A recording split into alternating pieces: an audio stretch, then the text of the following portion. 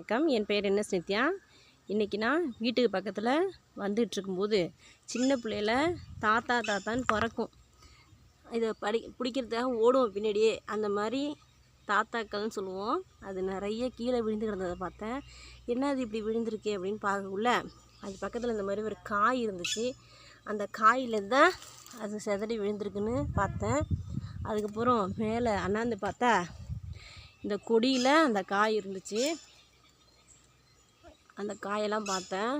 ஓஹோ, இதில் இந்த கொடியிலேருந்து அந்த காய் காய்க்குது, இந்த காயிலேருந்து இந்த பஞ்சு விழுதுன்னு தெரிஞ்சுக்கிட்டேன்.